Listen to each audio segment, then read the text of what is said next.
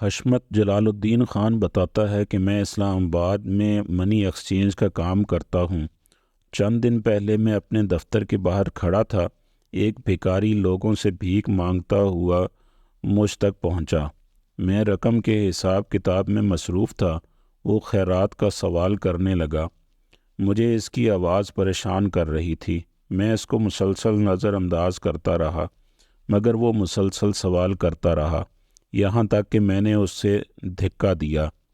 وہ زمین پر گرا اور بیٹھ کر رونے لگا۔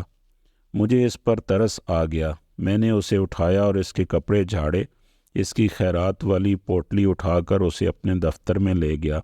اسے عزت کے ساتھ کرسی پر بٹھایا، اپنے ملازم سے کہہ کر اس کو چائے پانی پلایا، پھر 500 روپے اس کے ہاتھ پر رکھ دیے۔ جب وہ میرے دروازے سے نکلنے لگا تو میرے دل میں نہ جانے کیا خیال آیا۔ میں نے اس سے پوچھ لیا کہ تم کو اتنی زور سے دھکا نہیں لگا تھا، پھر تم بیٹھ کر رونے کیوں لگے؟ میری بات سن کر وہ بھکاری واپس پلٹا اور اسی کرسی پر براجمان ہو گیا جس پر پہلے اسے میں نے بٹھایا تھا، اور پھر اس نے واقعہ سنایا کہ میرا نام ابراہیم چانڈیو ہے۔ میں گھوٹکی شہر کے اندر پراپرٹی کا کام کرتا تھا۔ میرے کئی پلاٹ اور گھر تھے۔ اس کے علاوہ میں نے ذاتی مارکیٹ بنا رکھی تھی، جس کے اندر ایک دکان میں نے اپنا دفتر بنایا ہوا تھا۔ جس طرح آج میں بھیک مانگتا ہوں اور بھیک مانگتے ہوئے آج پہلی بار آپ سے ملا، اس طرح ایک بار میں اپنے دفتر میں بیٹھا ہوا تھا۔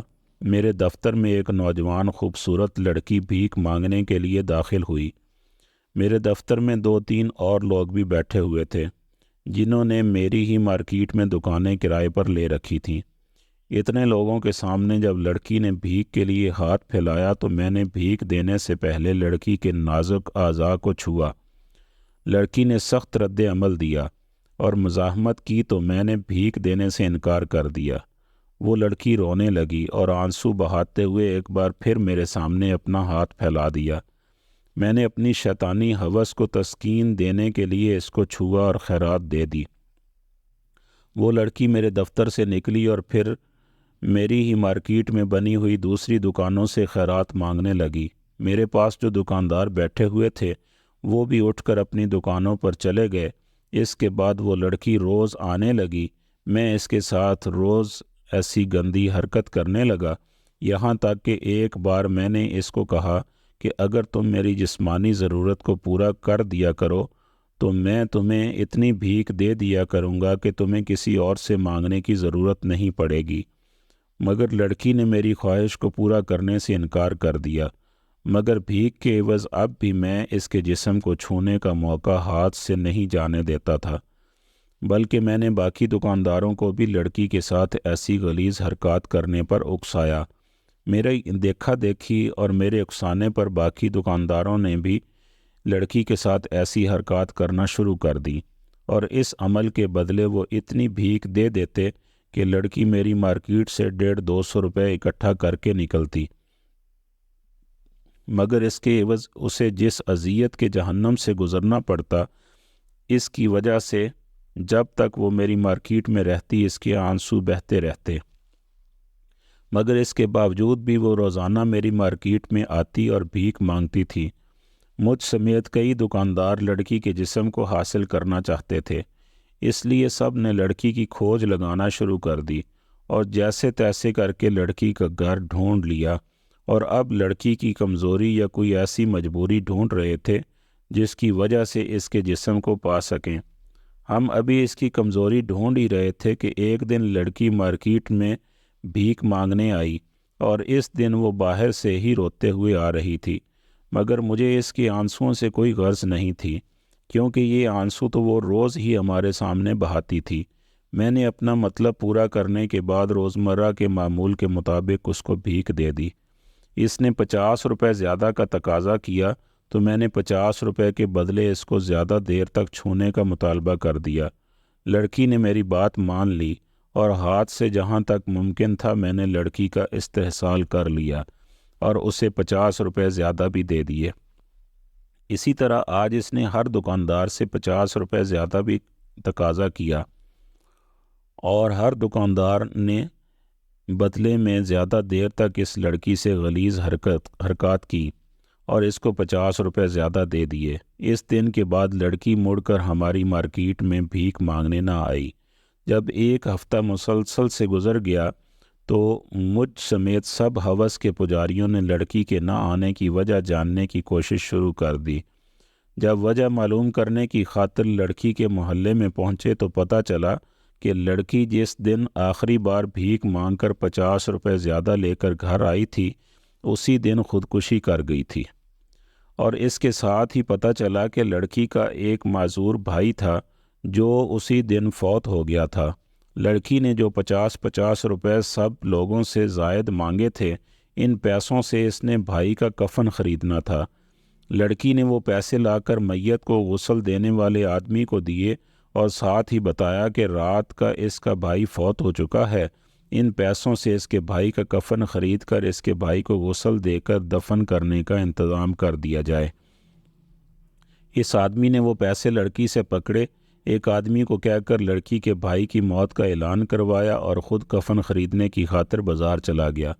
اہل محلہ جب لڑکی کے بھائی کی موت کا سن کر اس کے گھر پہنچے تو دیکھا کہ لڑکی گلے میں پھندا ڈالے چھت کے سال جھول رہی ہے، اس کی روح جسم سے پرواز کر چکی ہے، جبکہ ساتھ ہی اجلے بستر پر لڑکی کے معذور بھائی کی لاش پڑی ہے، جسے اپنے طور پر لڑکی نے غسل دے کر تیل اور پاؤڈر وغیرہ لگا کر بالوں کو کنگھی کر کے گھریلو حالات کی نسبت بہتر کپڑے پہنا کر لٹا رکھا ہے۔ لڑکی کے بھائی کی لاش اکڑ چکی ہے، جس سے پتہ چلتا ہے کہ لڑکی کا بھائی بہت پہلے فوت ہو چکا ہے، اور لڑکی نے اپنے تئیں اسے غسل وغیرہ دے کر اس کے جسم کی صاف صفائی کر کے اسے لٹا دیا ہے اور پھر بھیک مانگنے کے لیے باہر مارکیٹ میں گئی ہے۔ آج مارکیٹ میں داخل ہونے سے پہلے ہی لڑکی کی آنکھوں سے بہنے والے آنسو کی وجہ یقیناً اس کے گھر میں پڑی ہوئی اس کے معذور بھائی کی لاش تھی۔ یہی وجہ تھی کہ آج اس نے سب سے 50 روپے زیادہ مانگے تھے۔ اس کے عوض زیادہ دیر تک سے شیطانی درندوں کی ہوس کا نشانہ بننا پڑا تھا۔ جب اس کے اندازے کے مطابق لڑکی نے اپنے اور اپنے بھائی کے کفن کے لیے پیسے جمع کر لیے تو وہ اپنے گھر واپس آ گئی۔ اس نے وہ سارے پیسے جا کر اس شخص کو دیے جو مردہ لوگوں کو غسل دیتا تھا اور اسے بھائی کے کفن دفن کا انتظام کرنے کا کہا۔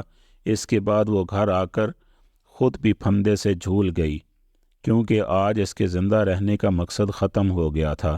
وہ فقط اپنے اس معذور بھائی کی وجہ سے زندہ تھی، کیونکہ وہ جانتی تھی کہ اس کی موت کے بعد اس مصروف دنیا میں کوئی انسان بھی اس کے بھائی کی خبر گیری نہیں کرے گا، اور اس کا بھائی بستر مرگ پر پڑا تڑپ کر بھوک اور پیاس سے مر جائے گا۔ لوگ اس کے بھائی کے لیے کفن دفن کا انتظام بھی تب کریں گے جب اس کی لاش سے تعفن اٹھنے لگے گا۔ اپنے بھائی کا پیٹ بھرنے کی خاطر جس طرح کی اذیت کا سامنا کر کے وہ لڑکی بھیک لیتی تھی، یقیناً اس نے کئی بار اپنے بھائی کو اپنے ہاتھوں سے مارنے کا سوچا ہوگا تاکہ وہ دونوں بہن بھائی ہی اس دنیا کے ظلم و ستم سے نجات پا جائیں، مگر بھائیوں میں تو بہنوں کی جان بستی ہے، پھر چاہے وہ گونگے بہرے لولے لنگڑے اپاہج یا معذور ہی کیوں نہ ہوں۔ بہنوں کے لیے اپنے بھائی کی جان لینا کہاں ممکن ہوتا ہے، اسی لیے وہ چپ چاپ ہماری درندگی سہ لیتی تھی اور گھر آنے سے پہلے اپنے آنسو پونچھ کر مسکراتی ہوئی داخل ہوتی ہوگی تاکہ اس کا بھائی اس پر بیتی قیامت اور ظلم کو نہ جان سکے، ورنہ کوئی بھی غیرت مند بھائی ایسا لقمہ پیٹ میں اتارنے سے بہتر بھوک سے مر جانا سمجھتا ہے جس لقمے کے بدلے اس کی بہن کو مجھ جیسے درندے نوچتے ہوں۔ آج اس کا بھائی اپنی موت آپ مر گیا ہوگا تو لڑکی کے زندہ رہنے کی وجہ اور مجبوری بھی مٹ گئی ہوگی، اس لیے آج اس نے اپنے بھائی کا کفن دفن کا انتظام کرنے کے بعد خود کو بھی زندگی کی سزا سے نجات دلا دی ہوگی۔ اس نے تو موت کو گلے لگا کر دنیا کے عذاب سے جان چھڑا لی، لیکن میرا زندگی کا عذاب شروع ہو گیا۔ میں جوا کھیلنے لگا اور جوئے میں اپنی ساری دولت ہار گیا، یا وہ دولت جو مجھے میرا اللہ عطا کرتا تھا اور میں اللہ کی راہ میں اللہ کی مخلوق پر خرچ تک نہیں کرتا تھا، وہ دولت اپنے ہاتھوں سے میں نے ایک جواری کو دے دی۔ میرے بچے جو عیش و عشرت کی زندگی گزارنے کے عادی تھے، جب وہ فاقوں پر مجبور ہوئے تو انہوں نے مجھ سے قطع تعلق کر لیا۔ مجھے گھر سے نکال باہر کیا اور خود اپنی محنت مزدوری کرنے لگے۔ میں نے اپنی اولاد کی لاکھ منت سماجت کی کہ مجھے اپنے ساتھ رکھ لو، لیکن انہوں نے مجھے اضافی بوجھ قرار دے دیا۔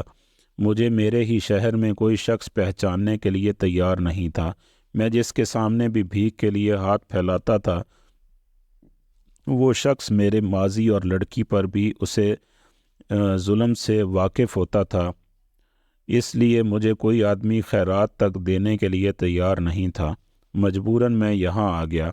آج جب آپ کے سامنے میں نے ہاتھ پھیلایا اور آپ نے مجھے دھکا دیا تو مجھے میرا ماضی یاد آ گیا۔ میں سوچنے لگا کہ کبھی جب میرے سامنے کوئی ہاتھ پھیلاتا تھا تو اس کی مجبوری سے میں کس طرح فائدہ اٹھاتا تھا۔ مخلوق خدا پر کیے گئے ظلم کی وجہ سے آج میں خود خالق کی مخلوق کے سامنے ہاتھ پھیلانے پر مجبور ہوں۔ میری اللہ تعالیٰ سے دعا ہے کہ یہ نظام یہاں ہی رک جائے، کل کو کہیں میری جگہ پر آپ نہ کھڑے ہوں۔ حشمت جلال صاحب بتاتے ہیں کہ میں اس کی بات سن کر لرز گیا، اس سے اپنے رویے پر معافی مانگی اور ساتھ ہی اسے بتایا کہ اللہ تعالیٰ کی ذات غفور الرحیم ہے، اس کا رحم، اس کی مغفرت اس کے غضب پر غالب ہے۔ میری دعا ہے کہ اللہ تعالیٰ تم کو معاف فرمائے، لیکن یاد رکھنا اگر میرے اختیار میں ہوتا تو میں تمہیں اس سے بھی بدتر حال میں کر دیتا۔ تم نے جو ظلم کیا ہے میں اس پر تمہیں کبھی معاف نہ کرتا۔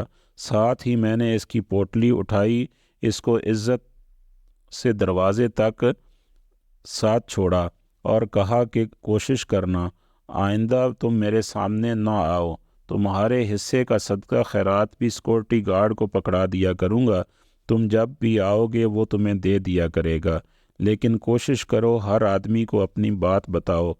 طاقت دولت پر فخر کرتے ہوئے فرعون بنے یہ لوگ سمجھ سکیں کہ یہ دولت در حقیقت ان کی نہیں بلکہ اللہ تعالیٰ کی عطا ہے، اور یہی بہتر ہے کہ اس دولت کو مخلوق خدا پر لگایا جائے۔